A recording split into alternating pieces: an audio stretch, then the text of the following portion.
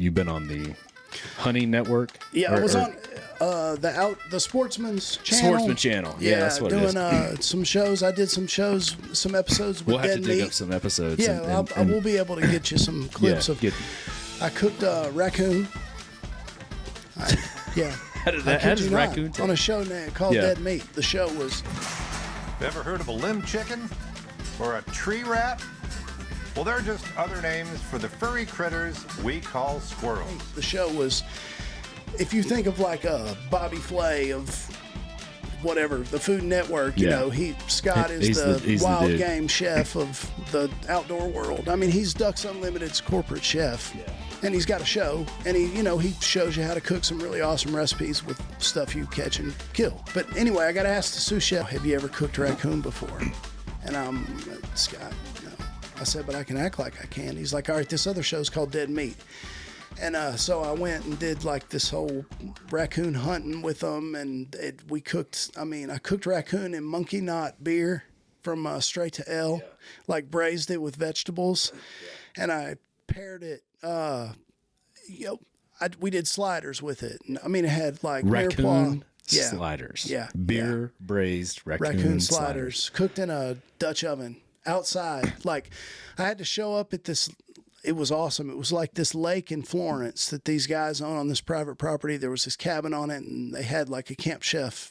Think like Blackstone, but like with burners. It was a camp chef stove, and they had that set up, and I cooked on that, and I had to bring all my stuff prepped, and I killed it, dude. I mean, they told me no prep. You're just like, here's some roadkill you got, and no clue that you've never cooked. No, dude. Google. How did it taste? It was gristle. I mean. So it depends. Oh, you said it all. It depends. Yeah. There was a whole group of people. It was fun. We'll get you some clips of that show. Like there was some Nashville singers, coming and doing acoustic stuff by a campfire, and everybody eating these raccoon sliders, and they couldn't tell the difference, and they ate them out of both. What was the wildest thing you ever cooked? Is raccoon up there? That's got to be it's it. That's a pretty rabid animal. And I mean, it's one we'll never cook again. Benefits of being able to hunt and kill and eating your own wild game. What have you found to be? Yeah, I mean, it's priceless for me and my family, because I mean, we eat some. There was a stretch there where I had them eating it like every day in some form or fashion, probably like between sausage or. Something ground that we replace the grind with, just with, if it called for hamburger meat, we could just replace it with grind and put the right amount of fat in it and make it taste like it was supposed to be hamburger. Yeah. But I mean, it's priceless to me because I feel like it's just so much healthier than what you can buy at the grocery store. Yeah. Unless you're real diligent about where you buy your meat specifically, like a farm, a farm store, I do that still too. Did you have in your head like the amount of meat that you knew you had to kill in a particular season to feed your family? I figured it out quick by running out. Yeah. I mean, when I've probably only been hunting like maybe 8 years or something, and the first couple years, I'd kill a set amount. Maybe I'd kill 2 or 3 deer, and I'd run out and I'd be out for months. And I'm all right, that's not going to happen again because it carries good. Anytime we want to eat red meat, we'll eat deer in some form or fashion, roast, steaks. I mean, you can make anything with it. Fajitas, anything, like I said, anything ground that you could do hamburger meat if you just research enough or, really you just want about like 30% fat. Yeah. So either your processor puts it in, or you grind your own and you put it in yourself with like pork back fat or something like that. But it's really not as hard as you would think it would be. Most people think. Yeah. Do you save money killing and cooking your own game? Is there a financial gain within that? Man, that's so funny. I showed... I was in bed, you sent me some notes that you might have some questions that you might ask, and that was one of them, and I was reading them to my wife. And my wife she was like, I want to get with Graham if you don't answer this correctly. She was like, because it bleeds us dry.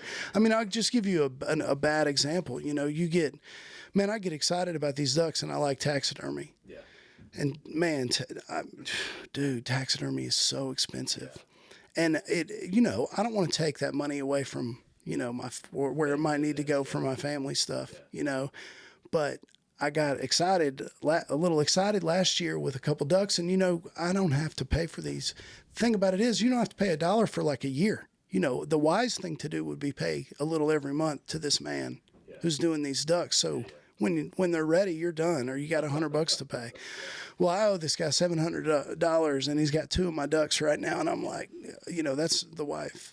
She's like, please, we don't have anywhere to put them. And they're very expensive. Stop. And they're just going to go in a man cave because she's not going to want to hang them up in the family room. Man, I'll send you pictures of my house and my son's room. It's all over the house. It's all over the house. That was the other question I was going to ask. So it's super expensive, man. It feels like it would save money, but it doesn't. But, I mean, look, honestly, it's just, what is money? What's expensive? Your time? Exactly. Your time's expensive. Yeah. I mean, I think that's your most valuable asset, if you ask me, and especially if you've got young people at home. That's a real. Pulls on your heartstrings to be away from, especially if you don't want to be gone. Me personally, I love hunting. I just didn't grow up doing it. I've probably been on less than 10 hunting trips, maybe a little bit more.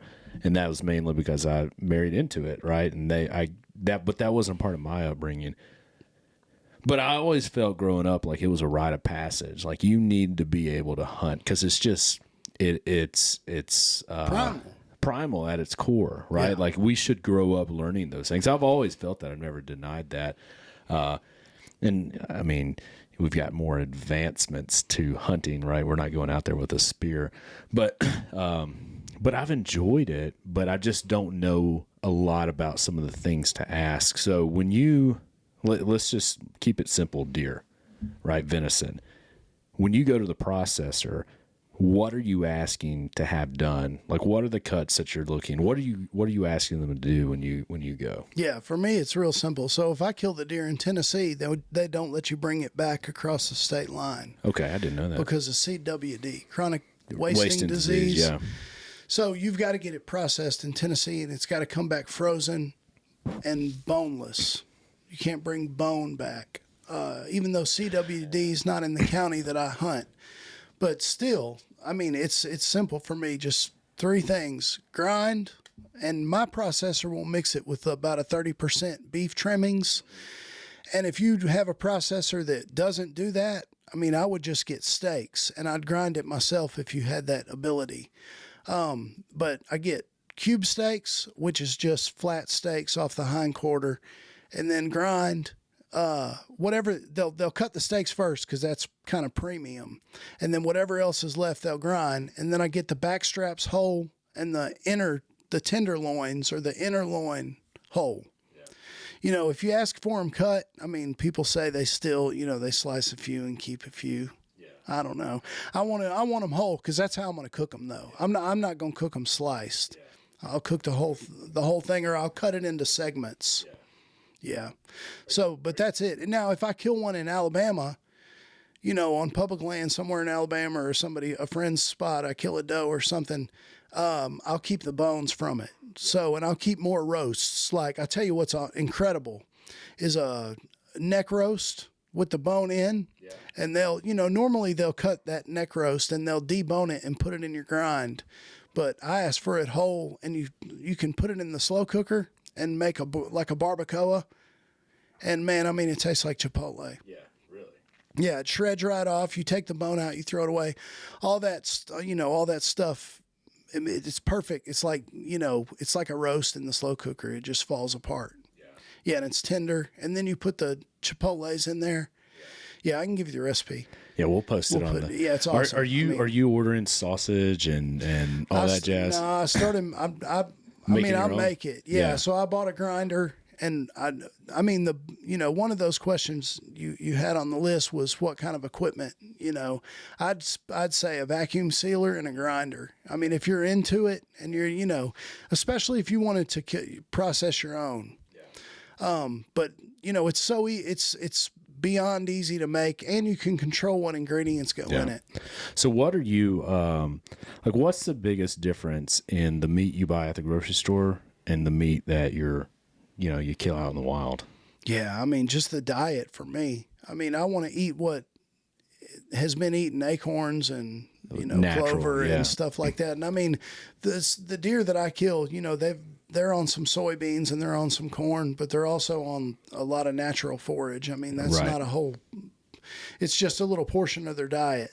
And you talk about a something you buy from Walmart, that's been on like a soy, GMO, whatever, processed junk, just a crappy diet its whole entire life.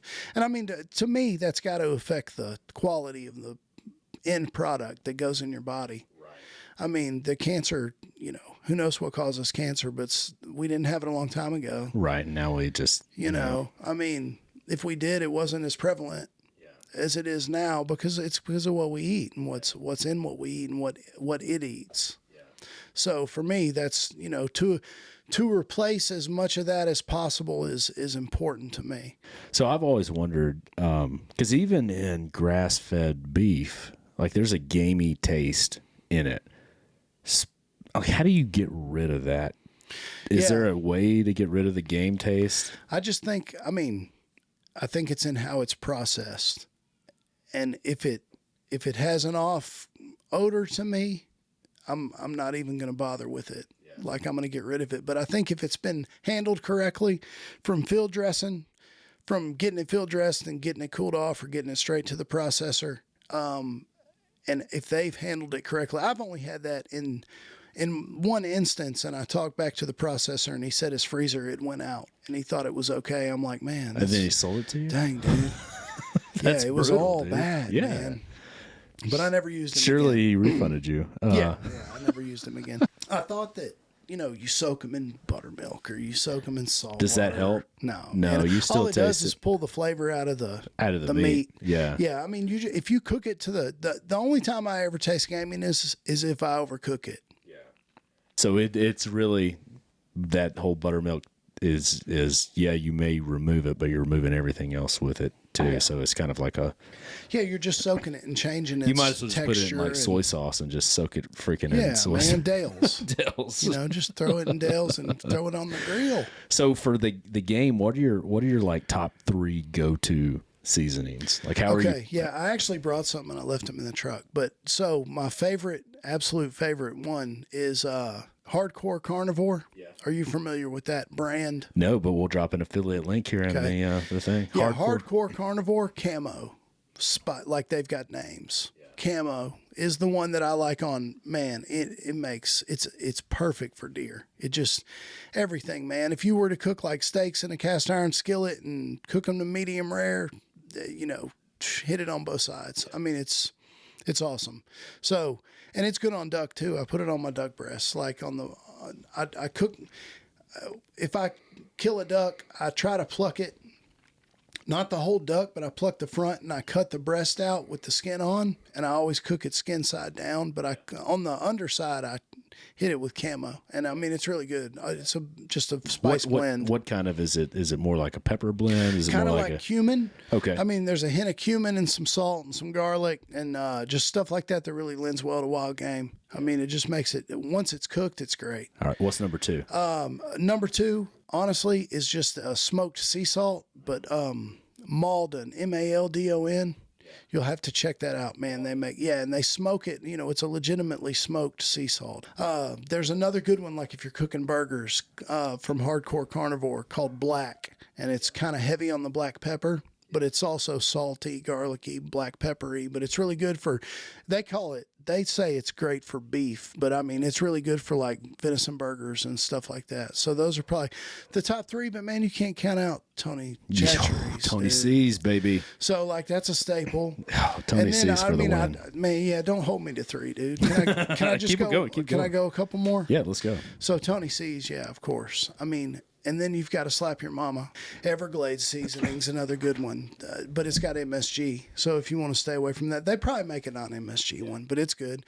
But I got to go. Hardens, man, is probably it's a top 3.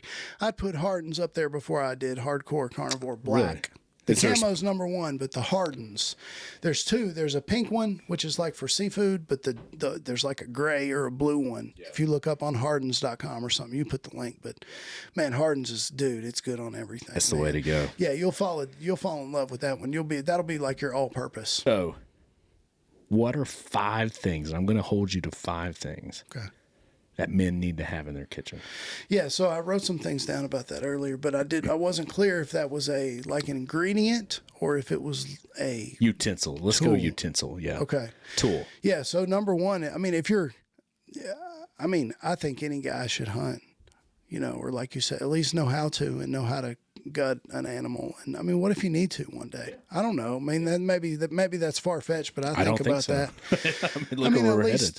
You want to be capable. Yeah, prepared. You don't want to be that. You don't want that to be your first time, dude. So I mean, utilize the internet while we have it before it goes down. Yeah. Right. Yeah. But I mean, really, you got YouTube, so it's the greatest tool. I mean, that's what I didn't like you. I didn't grow up hunting at all. Yeah. So I mean, I just had to go out with some guys and deer hunt, but I taught myself how to turkey hunt from YouTube. I mean, I just watched and learned how to call and learn what to do. So YouTube is the tool. Education. Knowledge base. That's where you're number one.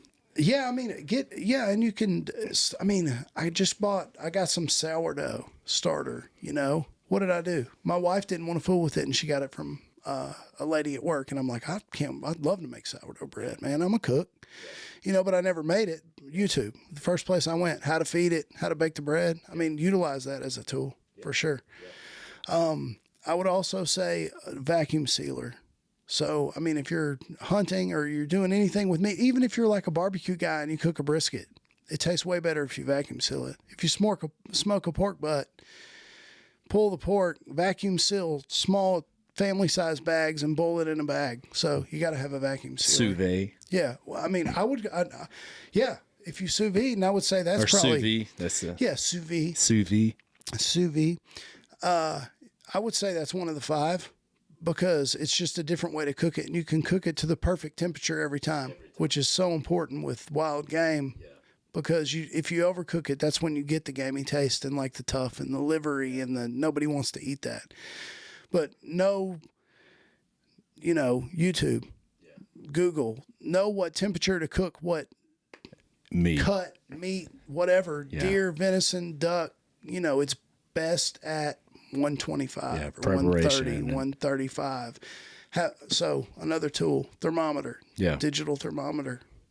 How many am I at? You're at 3. So we got vacuum sealer, digital thermometer, and YouTube. We're not going to count YouTube. No. But that's a great point. So we're at 2. Yeah. So right? Sharp knife.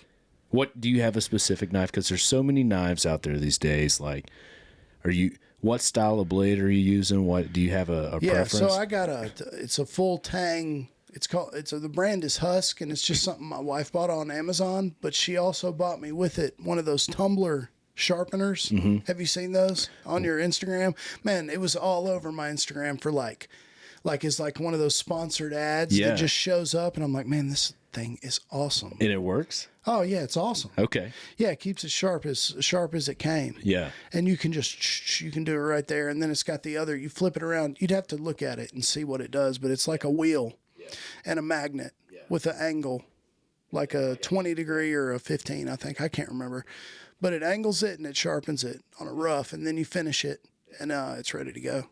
Yeah, it works real well. I wouldn't say. I mean, if you got a sharp knife and a sharpener, you got to know how to sharpen a knife. All right, so that gives us to 4. Where are we at for 5? What are we going? Cutting board? Are we going cast iron? I don't want to say a cast iron skillet because a Dutch oven is just as important. So cast iron cookware will be number 5. For sure. Is there a certain brand that you lean on? I got given from the shows I did. They gave me some Camp Chef. Yeah. But I like Lodge too. Lodge, right down the road. Do you have what is your top technique for avoiding drying out game when you cook it? Do you have any special techniques? Yeah, I just stick to what has finally worked. Man, I've cooked so much of it. Like trial and error for me. And when I was so scared to cook it, especially for other people, when I first started cooking it, and I was afraid I was going to dry it out, and I didn't use a thermometer, and I was just like timing it and stuff. Man, if you get a thermometer, dude, it's idiot proof. Take out the guesswork. Yeah, dude, completely. I mean, I'll give you like a real quick, if you're somebody out there who's got a backstrap in their freezer, I buy duck fat, and I cook it in duck fat because it tastes better. I mean, that's one of those ingredients that you got to have in your fridge. I mean, you can get it on Amazon for, a pound of it, and you just use it like you scoop it out. You keep it in the fridge, use it like you would butter or something. Yeah. But it's got a high heat smoke point, and the flavor makes it it changes everything. So, like for a backstrap, I'll cut it into sections that fit in my cast iron skillet. So I might cook 2 at a time, right next to each other. And then have some tips of it that I might do something with later. But I'll cook 2 perfect portions that I'm going to slice for dinner, right? Yeah. And I'll put the duck fat in it first and let it get really hot. And I've had that.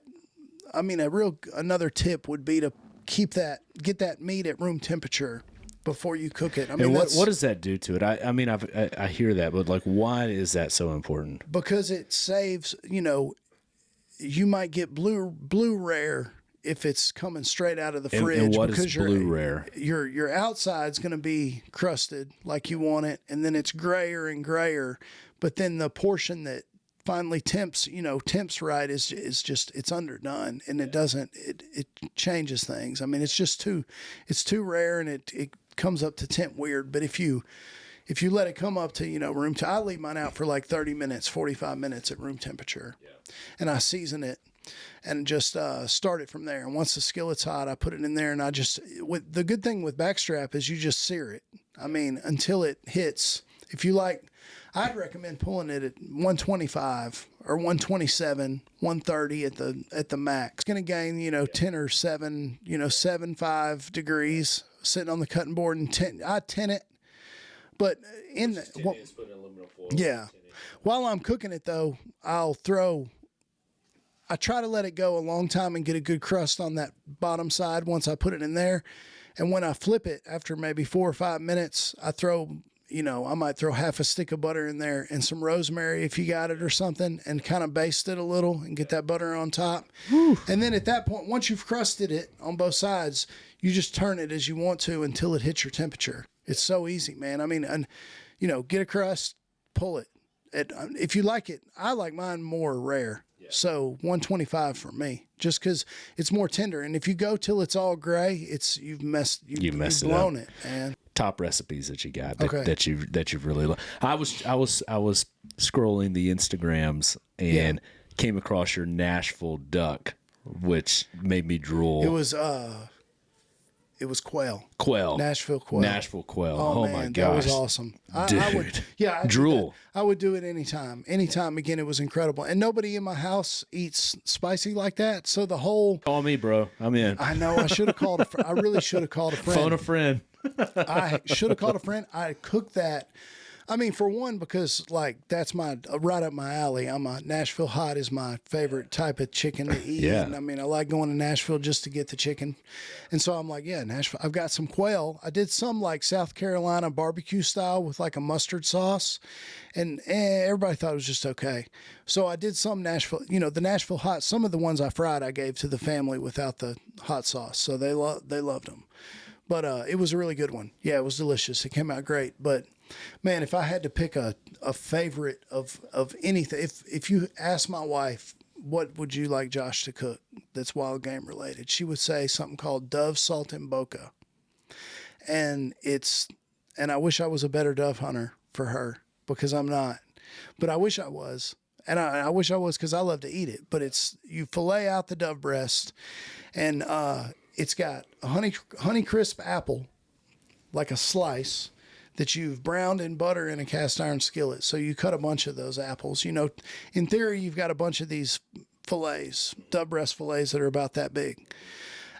You've got them already cut and set aside, and you've cut a bunch of slices of this Honeycrisp apple, and you brown it in butter. Then you get a sage leaf and put on top, and then you get the dove breast, and you wrap the whole thing in a prosciutto slice, sliced prosciutto, from the deli or whatever.